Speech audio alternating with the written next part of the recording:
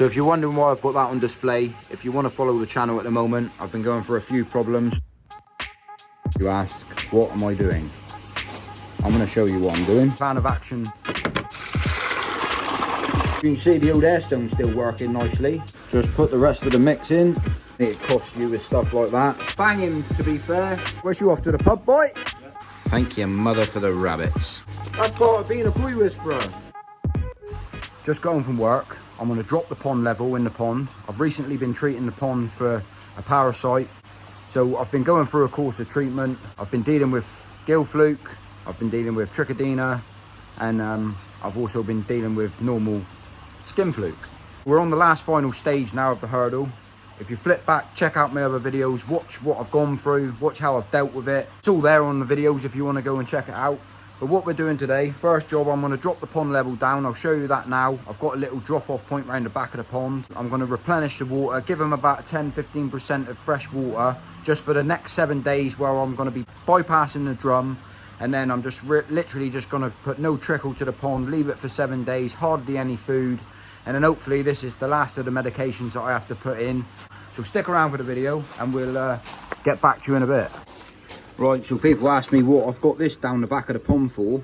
For the main reason, when I want to drop some water out the pond, I've got a drain right down there, and I just open it up like that, and I drain a load of water out the pond. I'm going to drop the pond level down, get the trickle on, and then give them another treatment. So we're getting there now, guys. I didn't film it as I dropped the pond level, but took out about 15-20% of water. I thought after all of the treatments I've put in, give them a fresh bit of water. It's been trickling in a lot faster rate than what I normally do, but I can assure you that there's no chlorine passing through that even at that speed.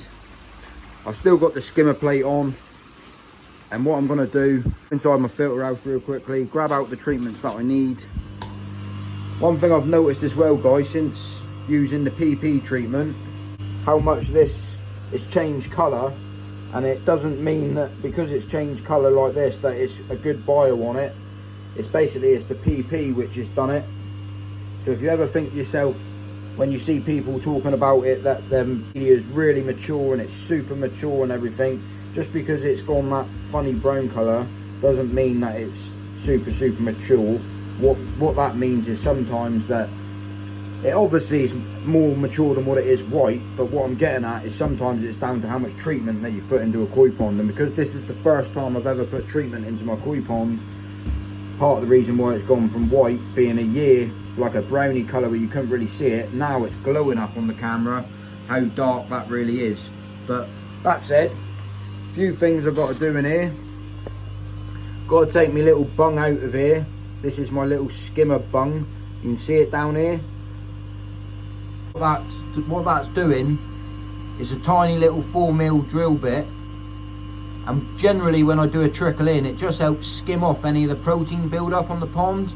But what that's going to do is just drop the pond level down for me a slight bit. And yeah, basically what the plan is, going to take out from the drum, bypass the drum.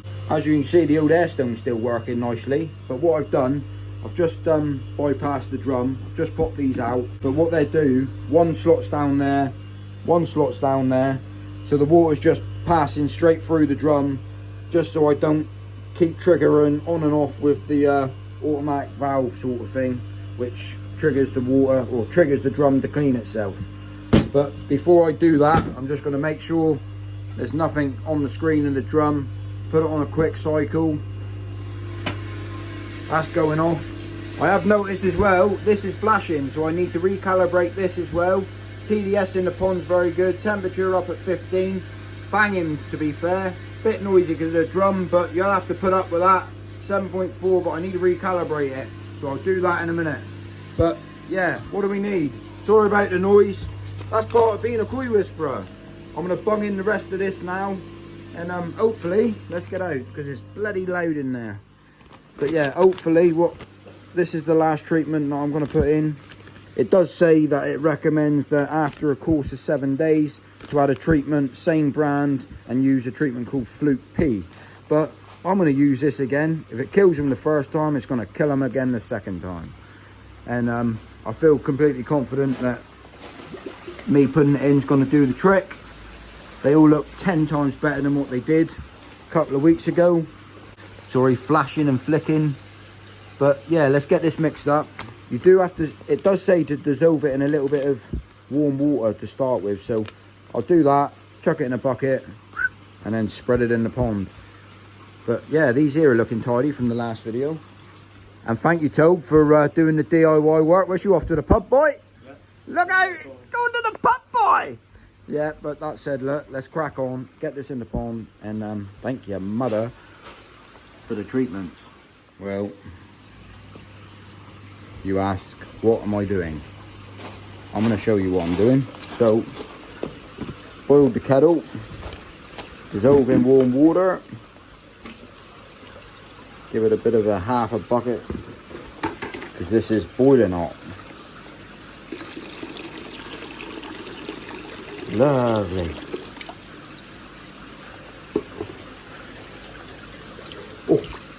Oh, that's lovely. That is absolutely lovely. I bet they wish that this was this temperature in there, but you can't, because the price of electricity is costing me too much, and I need to get 1,000 views on this video if you want to put the heat on. Do you know what I mean? 1,000 views. Don't think that's going to happen, so you're going to have to get cold. Even though I love you, but I ain't made of money. Where is it to? Can't remember where I put it. Where did I put it? There it is. That's what I need. Why do I need this? Well, I'm going to show you that as well. Kettle's gone. Right, so the last time I put this in the pond, basically this treats 5,500 gallons. But what I did, I weighed it out and I put half in the first time, and I'm putting half in this time. Just slightly over treatment, but I believe that this stuff is so underdosed with what they tell you to do just to be safe. So I'm not telling you to do this. This is what I'm doing. I can't open it with one hand. Guys, let me open it. I'll be back with you. So just put the rest of the mix in. Like I said, guys, this is what I'm doing for my pond. I'm not advising any treatments to your pond or how you treat your pond. I'm just showing you what I'm doing. Everyone does stuff differently. I was advised by a few people. They reckon, they basically told me, they said what they would do, they would wait the 7 days with the treatment that I've put in. So the first time I treated the pond, I added a PP treatment for 4 hours. I left it 24 hours, then the Fluke M. They advised me to leave it for 7 days, then PP the pond again, then neutralise it with hydrogen peroxide, then retreat with the Fluke M. Well, I'm ditching the PP treatment this time because I just believe that it's quite a harsh treatment, and the way that all of the fish have been recently, I believe I've pretty much nailed 90% of it, what was bothering the fish. I've not seen any dramatic flicking or flashing, but as a lot of koi hobbyists are aware, but for the people that aren't aware, when you're treating for fluke, or if you find fluke, which is a parasite, I'll leave a little picture up here of a video somewhere next to it so you can see it going on there. But as you can see, that parasite looks like a little worm really, but there's two different types, skin flukes and body flukes. And some flukes lay eggs, and some flukes, there's a baby fluke inside of that fluke. So you kill the first lot, and then you've got to make sure you kill the second lot. So I'm going to add this to the pond. Like I said, this ain't the description video of everything exact. You know how it is on YouTube. You get one thing wrong or say something wrong, everyone bites your head off. So I'm done with it. I'm just showing you what I'm doing, and that's it. So yeah, I could have used that, but what do I come in here for? This. I forgot. Yeah, that's part of the reason why I'm not advising you. I'm just showing you what I'm doing, because there's so many experts out there that bite your head off if you do anything wrong. And I'm done with it. I like making videos and content and showing you me fish. and how I look after them. That's it. If you like what I do and you see what I do and you want to ask me or anything like that,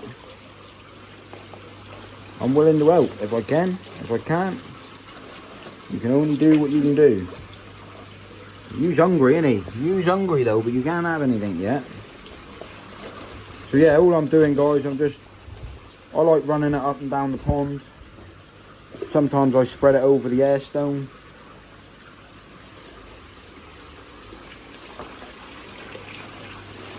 But hopefully this is it. This gets rid of them. I do think the benefit of me just draining, dropping the water out, changing some, giving them some fresh water in there, diluting any ammonia build-up or any other toxins in the water that cause the fish any problems or distress. And then hopefully this gets rid of everything and I've got no problems after this treatment. It ain't cheap when you're treating ponds. A lot of people don't, or they forget about that when building ponds. The bigger you build, the more money it costs you with stuff like that. So yeah, that'll do for 10 minutes. Because I've just realised, and I better do it quick, I haven't turned the trickle off yet, and that's got to be off, else my whey mix will just keep getting diluted. So when I treat, I like making sure, I just got to come up here a sec though, guys, out here. This is the last sort of week I'll be doing this, because my son refit the pipe for me. I can get rid of this tap here now, because this one's barely going to be used, only if I do a bit of pressure washer in the garden or anything like that. It's all plumbed in nicely, all underground. You can still see the other pipes there, what I can fix up gas boiler eventually. But all this hose pipe will come out, and I've got a trickle going into the filter house now. Ooh. But yeah, I get sidetracked of what I was going to do. That's what I was going to do. Carry on. Get the rest of the treatment in. You can see the milky colour it goes when treatment goes in the pond. But another thing as well, the air, I've just noticed that. I'm going to turn the air over. What I do, I switch over from the 30 litre an hour air. I've got a spare 80 litre one. I just turn that, like disconnect it from back there and put that into that. Job's a good one.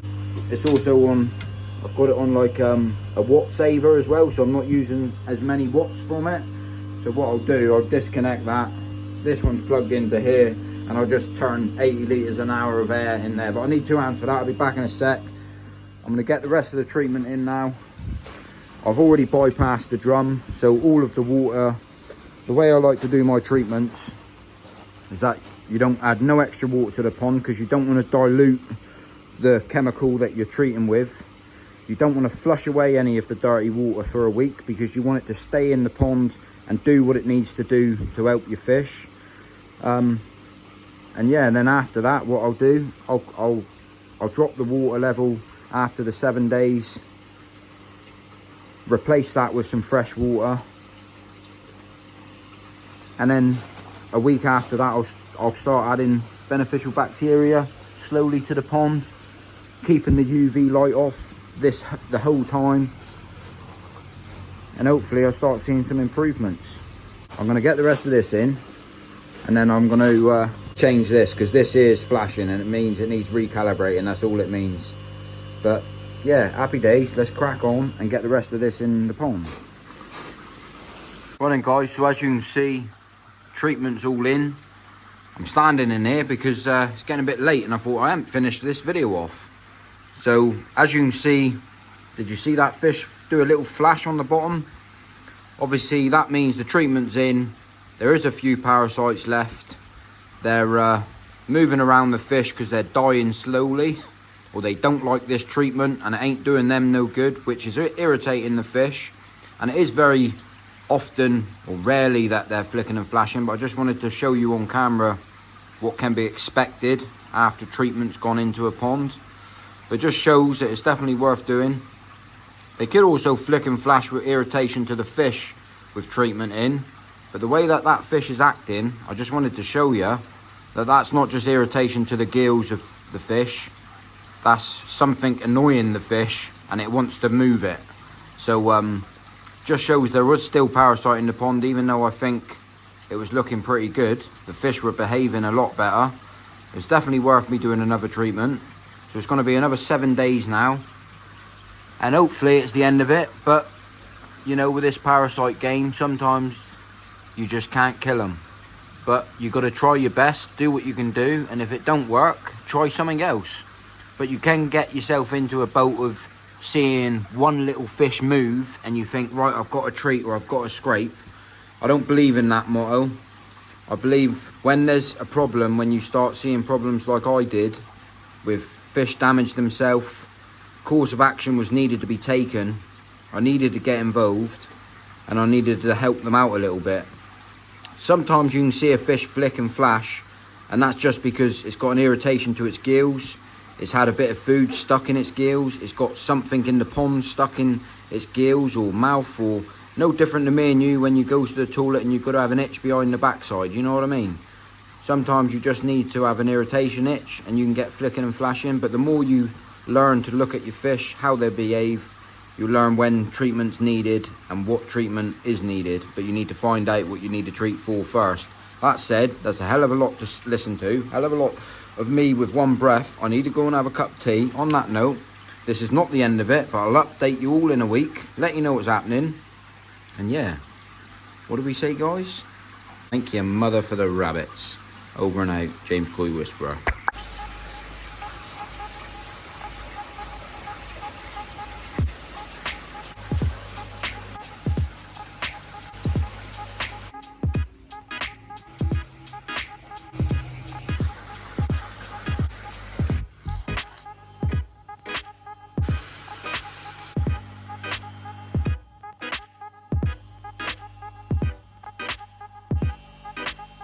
That's me, James the Koi Whisperer.